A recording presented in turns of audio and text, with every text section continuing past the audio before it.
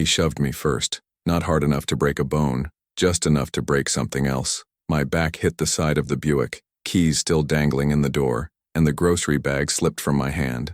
Oranges rolled across the driveway, one splitting open with a dull thud. "You never cared about us," he shouted, voice cracking like the sky before a storm. I tried to steady myself, one hand on the hot metal, the other raised to calm him. Then he stepped closer, eyes wild, and spit at my feet. "You deserve it," he said. For a moment, everything froze, the smell of gasoline, the sound of cicadas, the weight of humiliation sitting heavy in my chest. "My name is Franklin Merriweather, 59, retired school counselor. I used to think I'd seen the worst of teenage anger, but nothing prepares you for it coming from your own blood. Let me tell you how a gentleman becomes a storm. You can blame disrespect, or say kids today don't know how to hold their tongues, but stories are never that simple. This one began long before the spit hit the ground, back when the boy still climbed into my lap with jelly on his fingers and asked if God liked pancakes. It began with a woman I loved, a house I paid off with patient years, and the invisible cracks that run through families like fault lines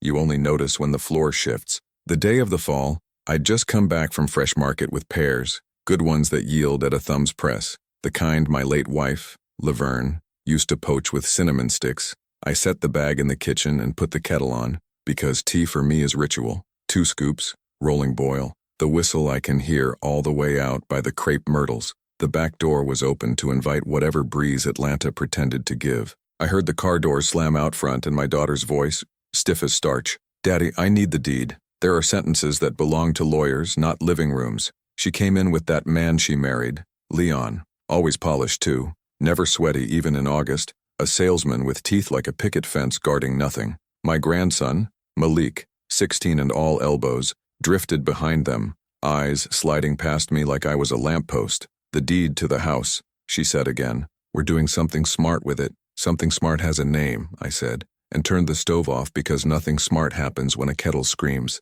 They talked about leveraging, about pulling equity for a business opportunity Leon had, about how the bank needed my signature. They used words like "we" but meant "you will sign." Laverne's photograph on the mantel watched us argue in the quiet way dead people do. No words, just gravity. "I'm not signing," I said. Quiet, calm, the way I've survived 6 decades, 2 layoffs, and 1 funeral. "This house is Malik's inheritance one day, not a loan officer's." Leon smiled the way a fox might. "It's all family, Mr. Merriweather. Notice how I'm protecting your legacy. You're protecting your shiny watch," I said, and I made the mistake of looking at his wrist to watch it wink. Disrespect can be tiny. That glance planted a thorn. I thought the argument had ended, but shame likes an audience. Malik, my boy who once accepted his punishment like a brave little soldier when he broke Laverne's good vase, suddenly found a voice. "Why do you always act like you know best?" he snapped, stepping closer. "You don't do anything but sit around polishing wood and telling stories." My daughter reached for him, but he shrugged her off. "We could have money, we could fix the car, we could—" "I will help with the car," I said, "but the house stays ours." Then the decibel dial spun. I don't remember every word. I remember selfish. I remember old. I remember the way Malik's mouth curled around weak, like he was trying on a new coat, liking how it fit. He stepped forward, chest puffed, teenage bravado and desperation mingling in a scent that reminded me of locker rooms and funerals. I stepped back, heel slid on a loose pebble, and the world tilted. When I landed, all my bones conducted a church bell. He looked down at me, confused at first by the sight of me not towering, not steady. Then something mean flickered. He spit. It landed by my shoe, a wet punctuation. "You deserve it," he said. "You're the reason Mom struggles." Laverne's photo had no voice, but memory does. It whispered, "Not like this." I did not get up right away. The back of my hands had gravel in them. My dignity, a stubborn mule, stood beside me. At last I rose, went inside without a word, washed my hands, and pressed them to my face the way men do when they aren't going to cry. I made tea, because one fights storms with warm things. They left without the deed.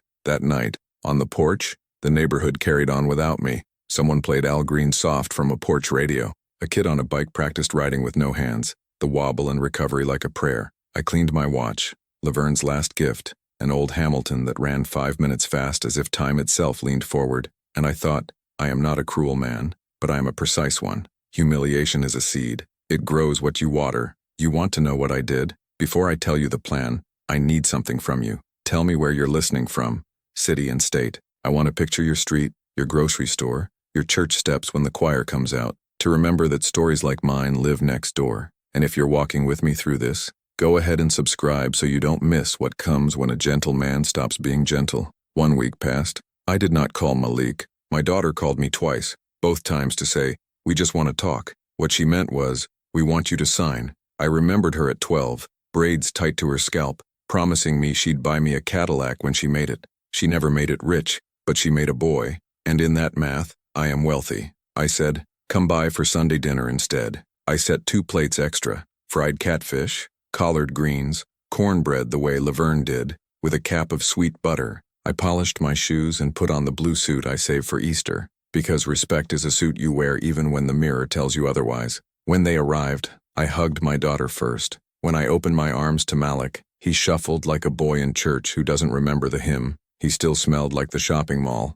synthetic cologne and sugar. "Sit," I said. "Eat." We ate in almost silence. The clink of forks, the scrape of chairs, the taste of a house that has survived unemployment and prom pictures, ankle sprains and Christmas mornings. When the plates were bones and crumbs, I folded my napkin. "You will apologize," I said to Malik, not unkindly. "Not to me, the floor will do. You spit on this house." He glared. His face tried on harder men's expressions like suits he'd grow into. Leon shifted, ready to say something slick. "Son," I said to Leon without looking, "you will not speak. Not yet." My daughter's eyes brimmed with 1,000 unsent texts. She touched Malik's arm. He looked at her hand, then at me, and for a heartbeat I saw him at 5. A storm of laughter because the hose had soaked us both in summer heat. Then it vanished. He looked down at the floor, cleared his throat, and said, "Sorry." The word was a stone skipping water. No depth, only motion. "Try again," I said, with dignity. He barked a laugh. "Dignity? You want dignity? Sign the paper, old man." He pushed back from the table. "We're wasting time. This is the pivot, the invisible hinge. Younger men believe force wins. Older men know the paperwork matters." "Leon," I said, finally meeting his eyes, "bring me the documents." He smiled. "I knew you'd see sense." "I want to read them," I said, and he spread them out with the flourish of a magician. Appraisal figures, adjustable rates, a soft little balloon at the end, as innocent as a nursery toy. My daughter watched my finger trace a clause. Malik watched the door. I pulled a folder from the drawer. "Before I sign anything," I said, "I want to show you something." I laid out copies of receipts, bank statements, a quiet stack of proof. 12 years ago, when Laverne was still singing in the church choir, a leak in the roof became a waterfall. A neighbor's cousin, a contractor named Weber, fixed it. He charged double. I paid him, but I kept the papers. I keep everything.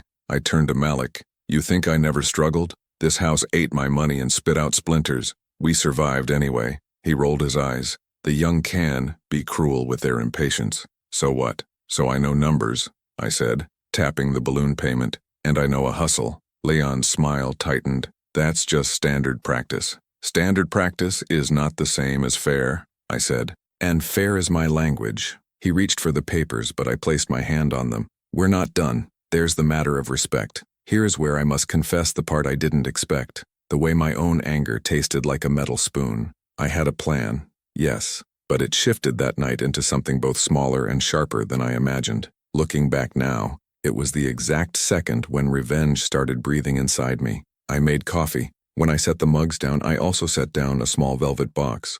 Laverne's ring. I watched my daughter's eyes find it, then my grandson's, drawn by shine the way fish are. "This house is not just lumber and debt," I said. "It is memory. You do not leverage memory for a man's business, especially a man who thinks dignity is a signature." Leon sat up straighter. "You trying to shame me, old-timer?" "I'm trying to save my grandson from turning into you," I said, and my voice was softer than the words deserved. My daughter whispered, "Daddy, please." "Here is my offer," I said. "I will set aside a fund for Malik, not from the house, from my pension and the work I do at the church. It will be released when he graduates high school and completes either 2 semesters of college or a certification at the technical school. He will earn it. He will also spend Sunday afternoons here learning what I know: how to fix a leaking faucet, how to patch a tire, how to apologize with a full spine." Leon laughed loud enough to rattle the glass. "That's not money we can use now." I turned to Malik. The boy's eyes darted between us like a tennis match played with grenades.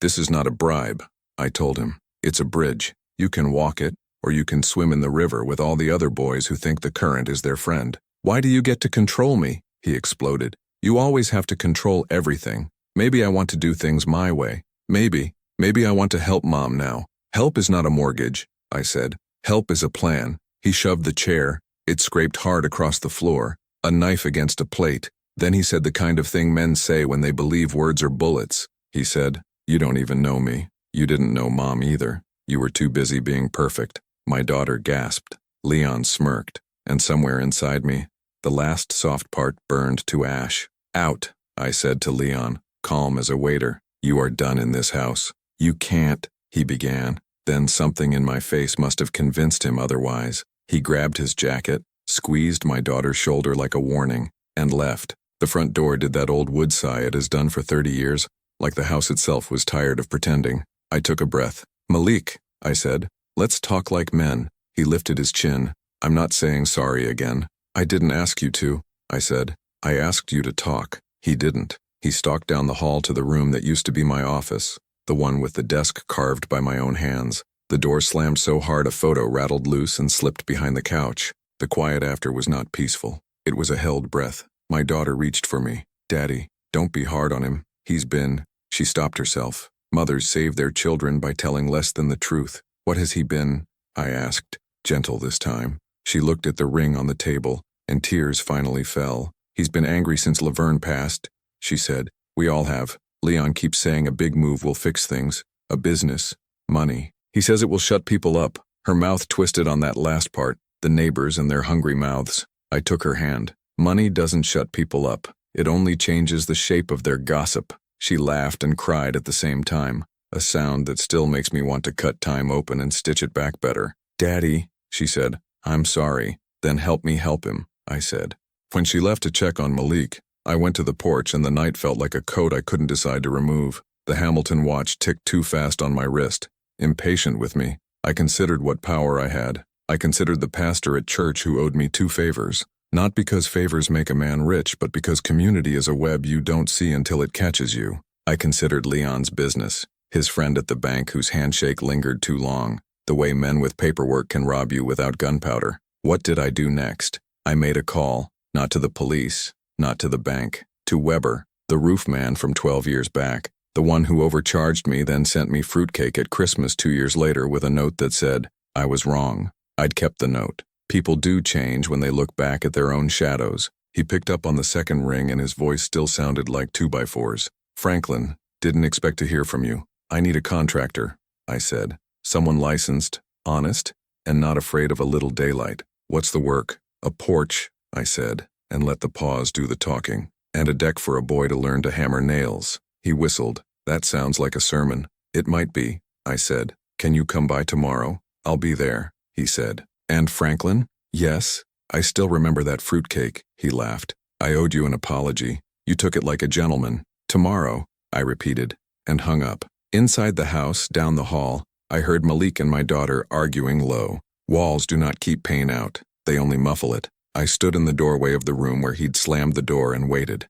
When he finally came out, his face was raw the way boys' faces are raw when they've cried and don't want anyone to win that knowledge. "I'm going," he said, not looking at me. I nodded. "You'll be back next Sunday," I said. 3 o'clock. Wear shoes you can ruin. "For what?" "For learning," I said, "and for fixing what you broke." "I didn't break anything," he snapped. "Not the floor. Not the..." "You broke the part of yourself that knows where to spit," I said. "We'll fix that first." He moved to push past me. I stepped aside. Not a wall, not a doormat. He paused then, caught in that small space where a boy decides if he'll be a man. He didn't choose me. Not yet. He left with my daughter, stormy and 16 and louder in silence than in a shout. The house closed around me like a hug I didn't want. I picked up Laverne's ring and put it back in the box. I wound the Hamilton and set it 5 minutes slow, just to see if time would obey me. It didn't. It never does. So I began instead to shape time the only way we can, by planning. A porch, a deck, lessons, a fund with rules like fence posts, a conversation with the pastor about a mentorship program and the boys who come to church only for the donuts, a quiet talk with a man at the bank about predatory loans and how the community would react if names became known, a gentle invitation to my daughter to sit with the counselor at church and say the things she had not said for years, and yes, something sharper, because justice sometimes needs teeth. A way to introduce Leon to consequences. Legal, clean, public if necessary. Not vengeance with a bat, vengeance with a clipboard. The next morning, Weber's truck rumbled up at 8 on the dot. He came with blueprints and coffee that tasted like gasoline and hope. We measured twice and talked 3 times. We built a plan that would make sweat teach where words failed. When the truck pulled away, I stood in the drive where I'd fallen. A single pebble lay there. The treacherous one, maybe, or its cousin. I picked it up and set it on the porch rail, a small, rough memorial. I thought I was done with surprises, but life had one waiting right around the corner. The next day, the air had that smell of cut grass and coming rain, the kind that presses on your shoulders like a warning. I was up before dawn, because old men and guilt wake early. I brewed coffee strong enough to stand a spoon and watch the street come alive. Across the road, Mrs. Langston was already sweeping her porch, muttering gospel under her breath. Her husband had been gone 10 years, but she still spoke to him like he was in the garden. People don't get over things. They just learn how to fold the pain smaller. By 8:30, Weber was back with his crew. 3 men, young, sweating, respectful. The sound of hammers filled the morning, each strike a heartbeat reminding me that things could be rebuilt. I told them what I wanted. A porch big enough for conversation, a deck out back where Malik could learn to swing a hammer, maybe even plant something. Weber nodded. No questions. He'd seen enough families mended by lumber to know this was no ordinary job. While they worked, I sat on the steps and went through my old photo box. Laverne laughing with a towel over her head, my daughter in her first communion dress, Malik at 7 holding a frog. I touched the photo edges until my fingerprints became prayers. I had not yet told my daughter about the fund I was setting up for Malik. I wanted to build something first that he could see, something he could feel beneath his feet. Words don't teach, boys. Labor does. That afternoon, my daughter called. "Daddy, Leon's upset,"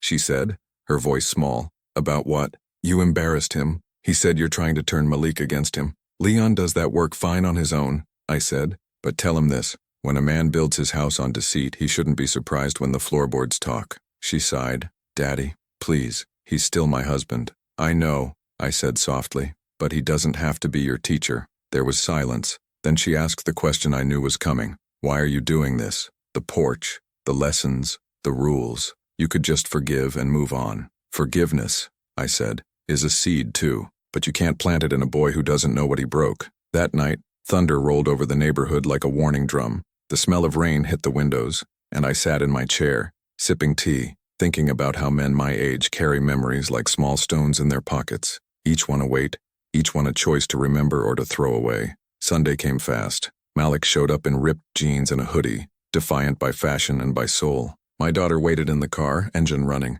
She didn't trust the quiet between us. "Shoes," I said, pointing. "You can ruin those." He looked down, kicked at the dirt. "You serious about this?" "I don't joke about hammers," I said. We worked side by side in the sticky heat. I showed him how to line the nails with the grain, how to measure twice before cutting, how to wipe sweat without using your sleeve. At first, he grumbled. Then he started asking questions, small ones, like what kind of wood this was, or why we used screws in some places and nails in others. His voice lost its edge by noon. We broke for lemonade. He sat on the porch rail, staring at the yard. "Why'd you build all this anyway?" he asked. "For you," I said. He frowned. "You think some wood and nails make up for everything?" "No," I said. "They make a place to talk about it." He didn't answer, but he didn't leave either. Progress rhymes in my language. By the second Sunday, the deck was half done. Malik had learned to swing a hammer without missing. He even laughed once, quick and unguarded, when Weber dropped a board on his foot and cursed in a way that would have made Laverne shake her head.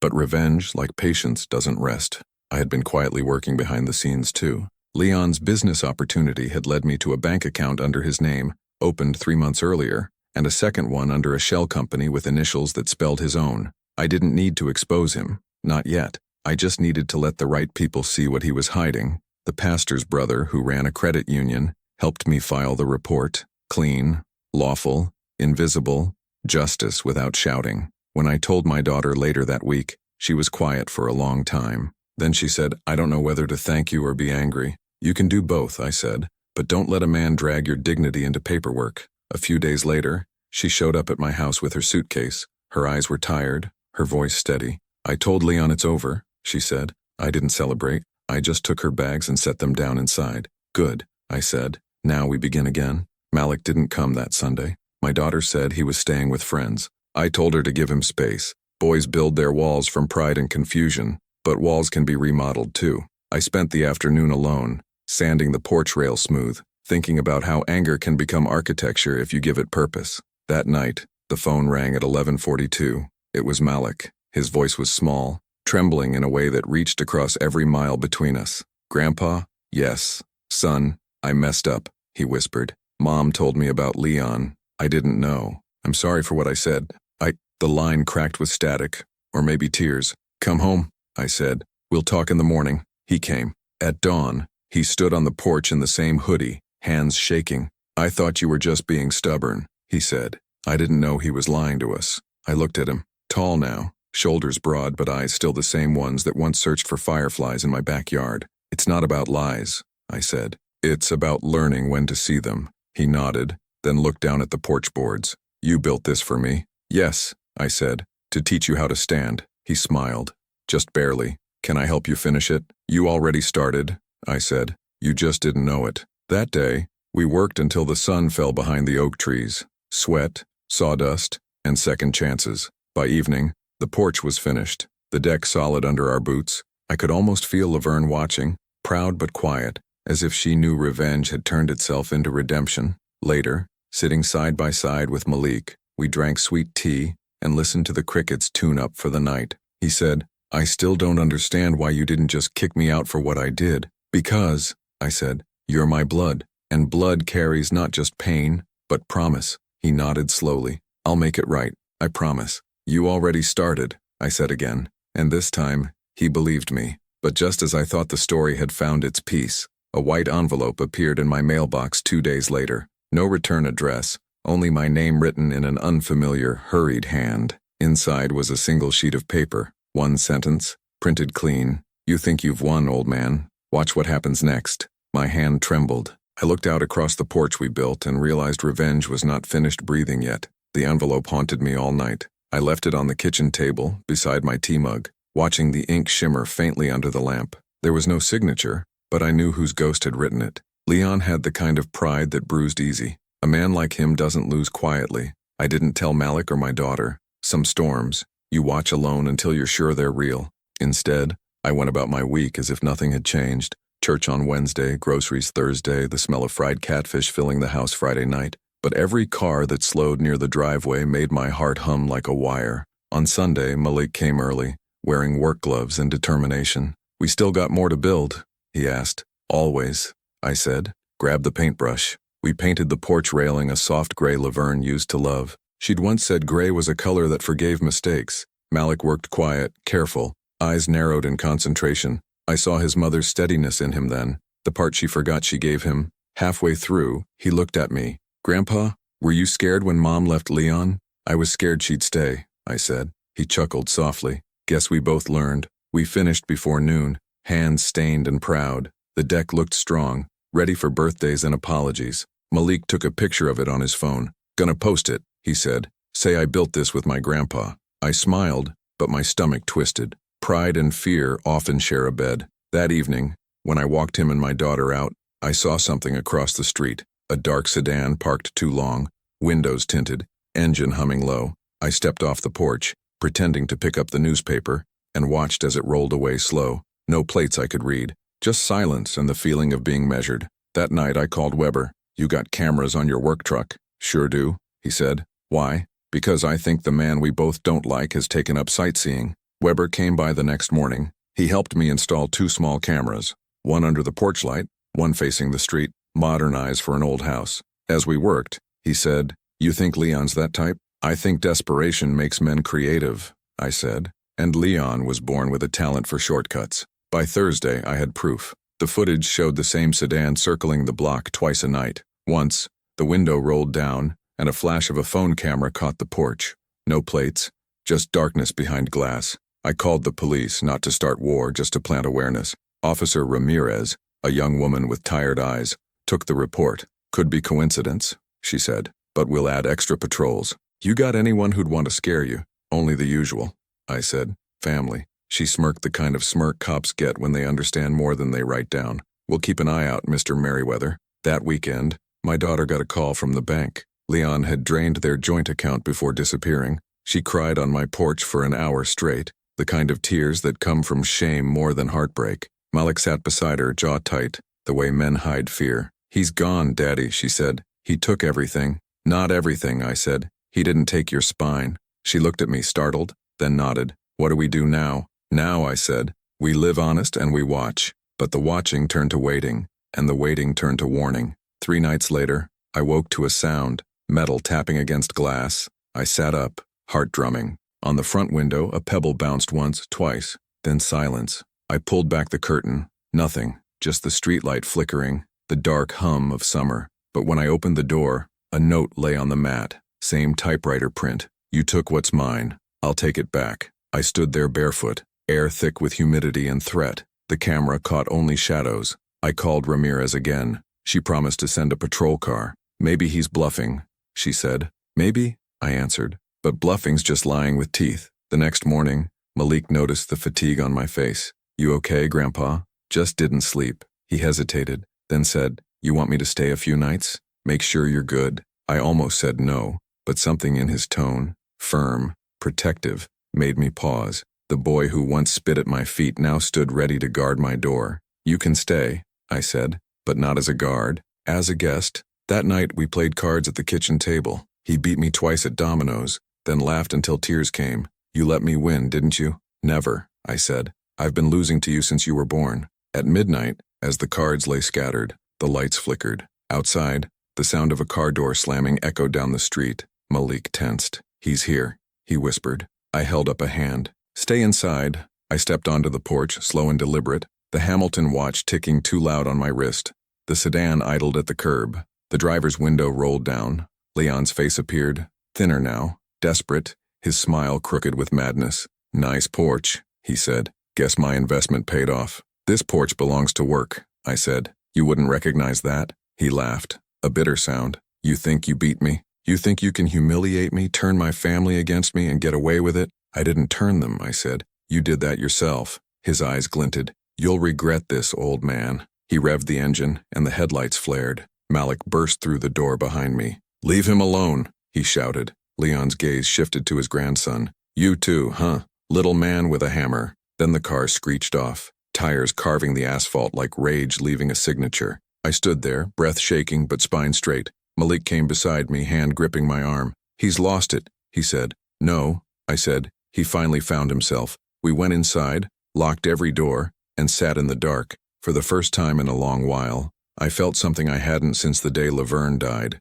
Not fear, not anger, but purpose. Because when someone threatens what you've rebuilt, you don't just defend it. You teach them what endurance looks like. I called Weber the next morning. "You still got those security floodlights?" "Sure do. Why?" "Because I want the night to see itself clearly." He laughed. "Now you sound like a man planning a sermon again." "Maybe I am," I said. "But this time I'm preaching to the devil." That afternoon I drove to the bank myself. Ramirez had told me to keep a record of everything. Dates, times, notes. I had it all written neatly, but I wasn't going there for help. I went to see the branch manager, Mr. Dempsey, who owed me a quiet favor from the days when I helped his son get into college. "I need information," I said. "Leon Simmons, any new accounts under that name or variations?" Dempsey adjusted his tie, glanced around, then leaned forward. "Off the record, Franklin, he tried to open a new account last week. Cash deposit, large, but it flagged. He left before we could call it in." "Where?" "South Atlanta branch,"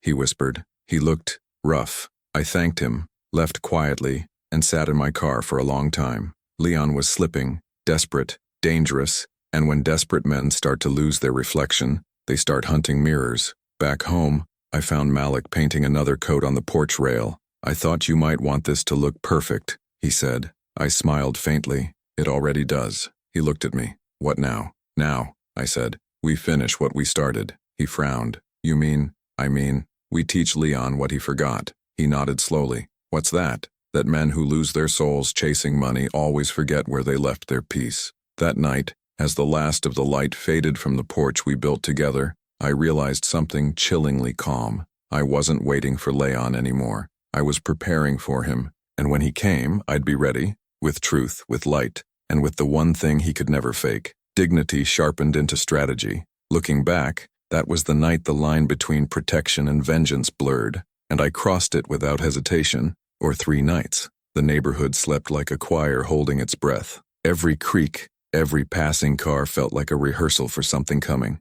Malik slept in the guest room now, his phone by the bed, a baseball bat leaning against the wall. I told him the bat was unnecessary. He told me, so's a seatbelt until the crash. He had learned my kind of logic, which worried me a little. Saturday morning, I woke to the smell of pancakes, burnt, but lovingly so. Malik was in the kitchen, flipping them with more confidence than skill. "Grandpa," he said, "you got syrup in the cabinet, behind the coffee filters. And if you burn one more, the smoke alarm will graduate before you do." He laughed, and for a moment the world was normal again, until my phone buzzed. A new text from an unknown number. "You built something nice. Be a shame if it burned." My throat tightened. I showed Malik. His expression hardened. He wouldn't. "Yes," I said, "he would." We called Ramirez again. She came within 20 minutes, hair tied back, expression tight. "This is escalation," she said, jotting notes. "Any idea where he's staying?" "Somewhere cheap and angry," I said. "Probably near a bottle."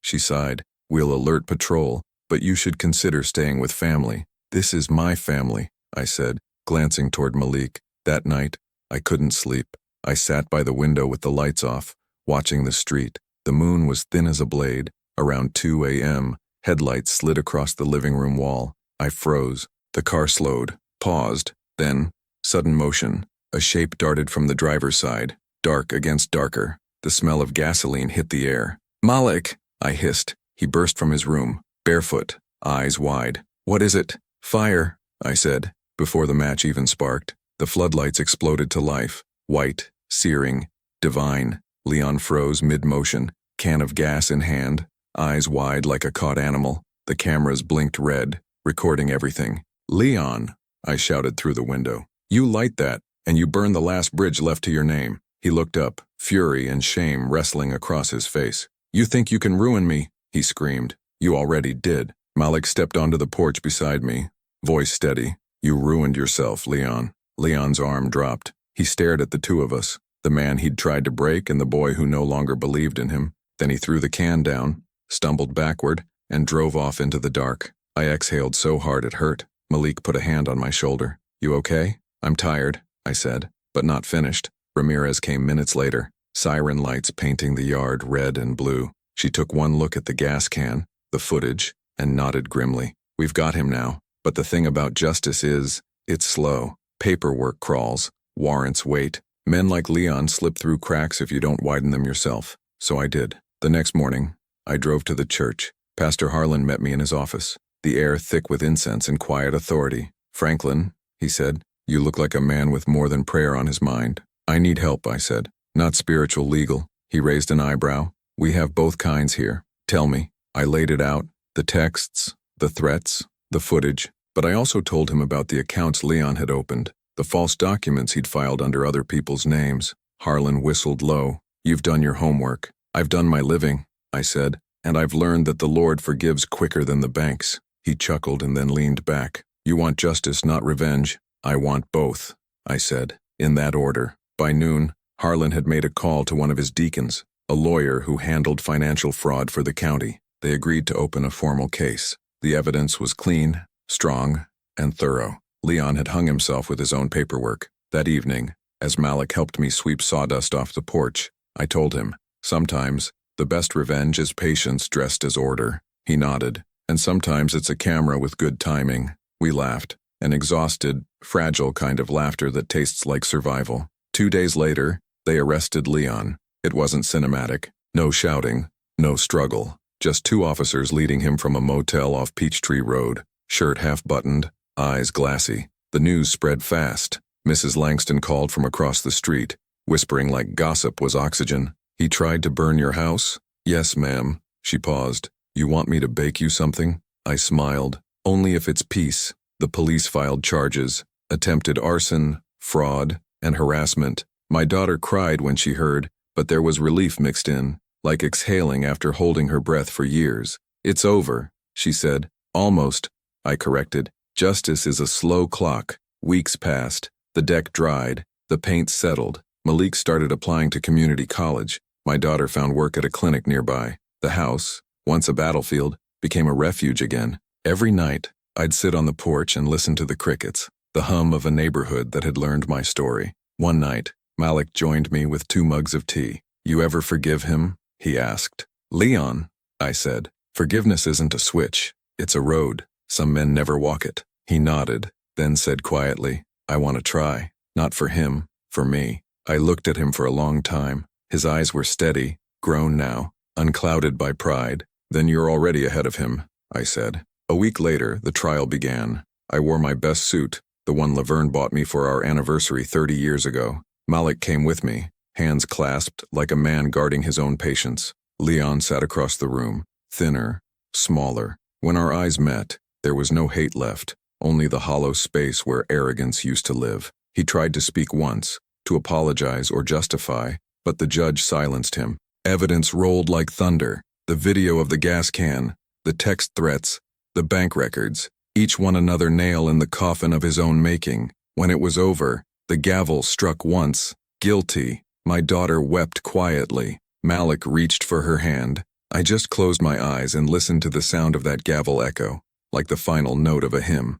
After the trial, Leon looked at me one last time as they led him away. "You think you won?" he said. "No," I said softly. "I think I learned."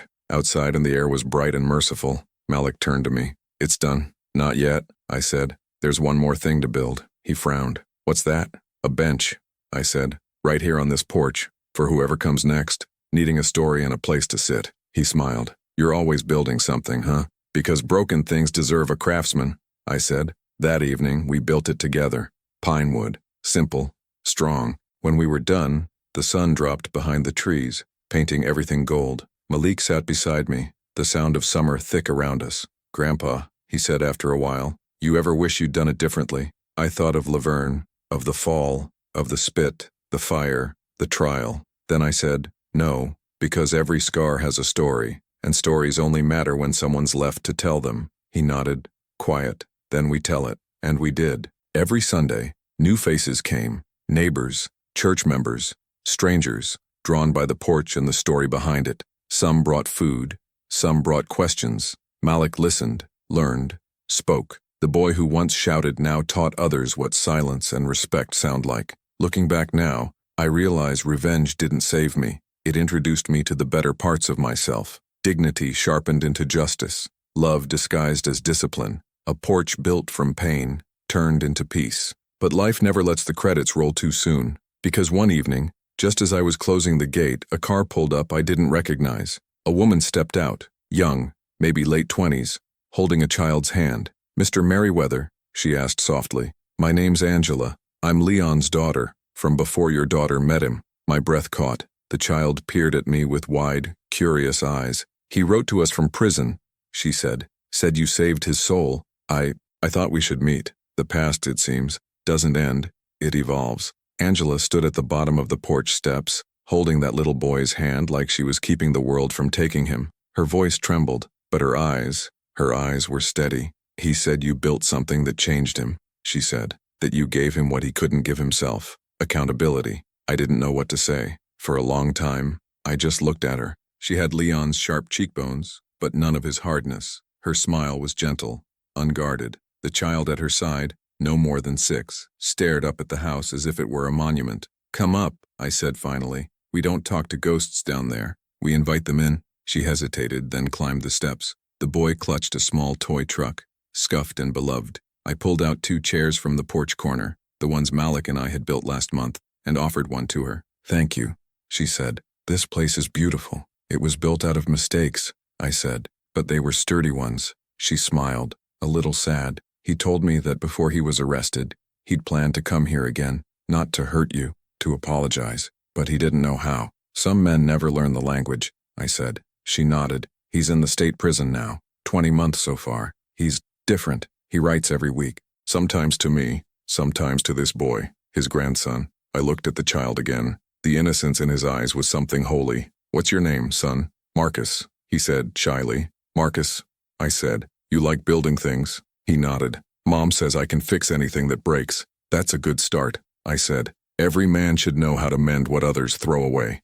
Angela smiled softly. "I wasn't sure I should come, but I thought you should know that what you did, it reached farther than you think. The man you stopped from burning your house is helping build furniture in the prison workshop now. He says you taught him what patience looks like. For a long moment, I didn't speak. The hum of the crickets, the weight of dusk pressing against the porch, Malik's laughter faint inside the house. It all folded into something wordless. Sit a while, I said. No rush. This porch was built for people carrying heavy things. She sat. The boy climbed onto the bench, tracing the grain of the wood with his fingers. It's smooth, he said. Took us 3 coats of sandpaper, I told him. Can I help build next time? Maybe you can, I said. Angela's eyes filled with quiet gratitude. He needs men like you around him. I smiled faintly. So did Leon. But sometimes, a man only finds his teachers after the lesson costs too much. She looked down at her hands. He said you'd understand. The evening settled into a kind of peace I hadn't felt in years. Malik came out, drying his hands on a rag.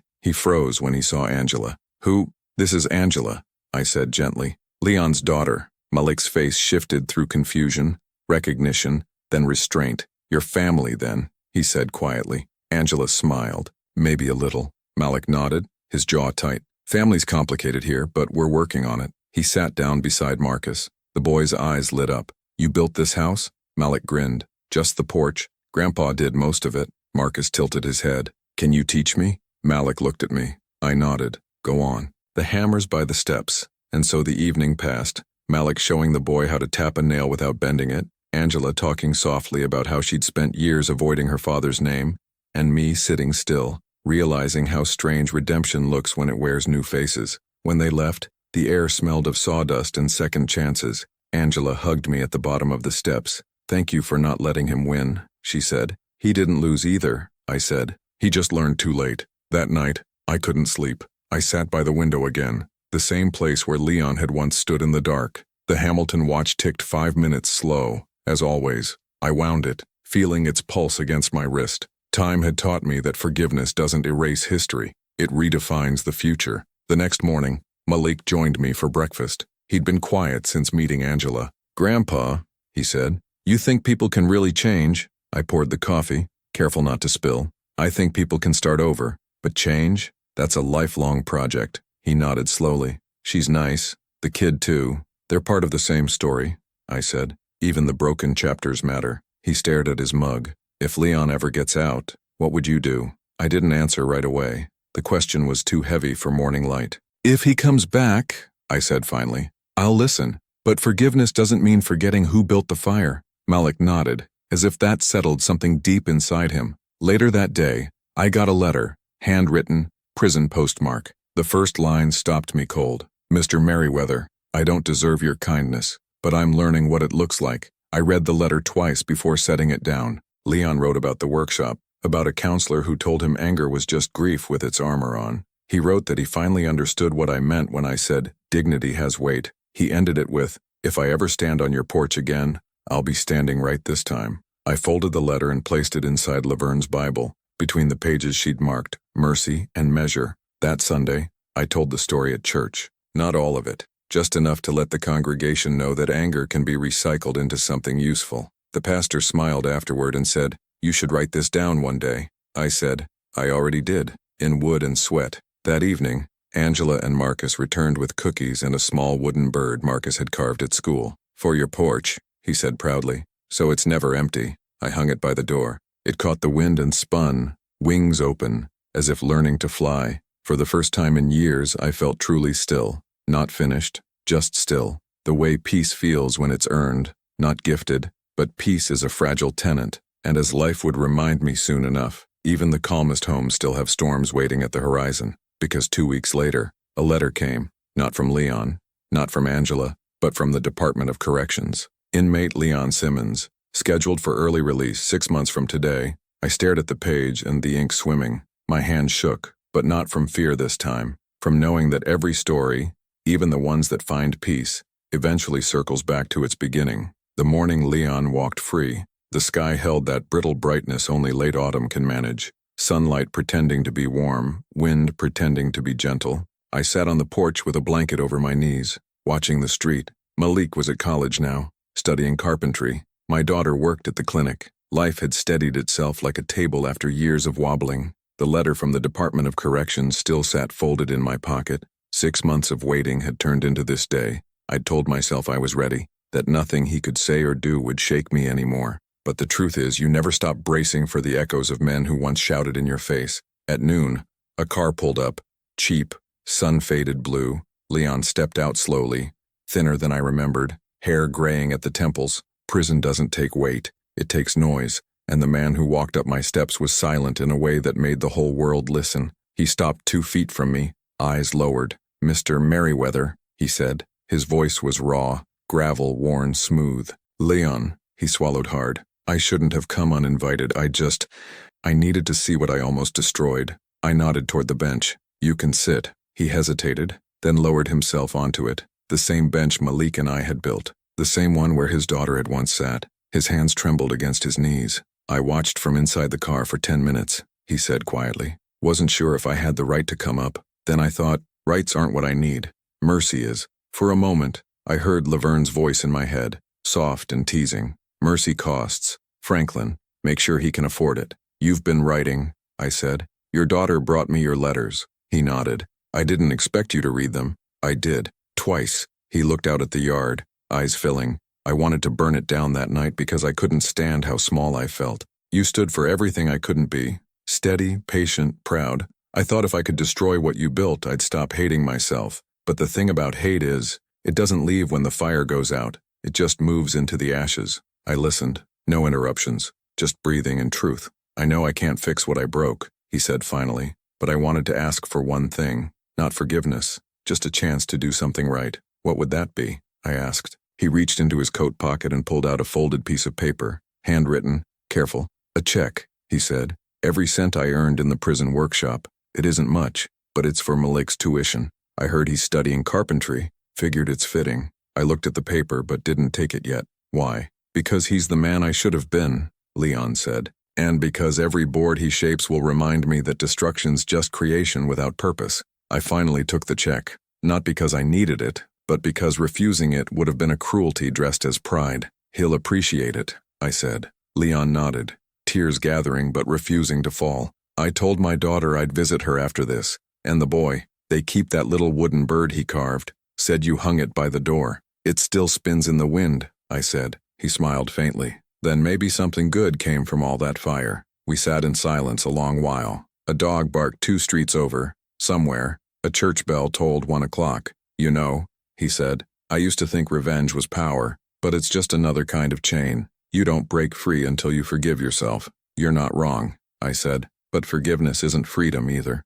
It's a burden you choose to carry without letting it crush you." He looked at me, really looked, for the first time since that awful day in my driveway. "You're still teaching," he said softly. "Old habits." He stood, slow but steady. "I'll leave you in peace." "Peace doesn't need leaving," I said, "just tending." He paused at the steps, then turned. "Do you think there's still a place for me? Somewhere?" I thought of Angela, of Marcus, of Malik, sanding wood smooth, of Laverne's photo on the mantel. "There's always a place," I said, "but you have to build it yourself." He nodded once, then walked down the steps and back to his car. He didn't look back. When he drove away, I felt the strangest thing. Not relief, not victory, but release. The kind that comes when a wound finally stops asking to be noticed. That night, Malik called. He came by, didn't he? "Yes," I said. "You okay?" "I'm fine," I said. "He gave me something for you." "What?" "Tuition," I said. "Paid in full." There was silence. Then Malik said, voice trembling, "He didn't have to." "No," I said, "but he needed to." Later, when the house was quiet, I stepped out onto the porch. The little wooden bird spun slowly in the cool wind. I sat on the bench, the one built from pain and patience, and looked out at the street where everything had started. The same concrete where I'd once fallen. The same ground where my grandson had spit and said I deserved it. And now, the same place where forgiveness had finally learned to breathe. The night hummed softly, like the world was exhaling with me. I closed my eyes, let the sound of crickets and faraway traffic blur into something gentle. I spoke quietly, to no one in particular, maybe to Laverne, maybe to the man I used to be. "It's done," I said, "for real this time." The porch light flickered once, as if agreeing, and then I did something I hadn't done in years. I laughed, not bitterly, not out of disbelief, but from the simple, tired joy of knowing that dignity, when defended long enough, can become its own kind of revenge. Because in the end I didn't burn him. I built something he couldn't touch, and it still stands.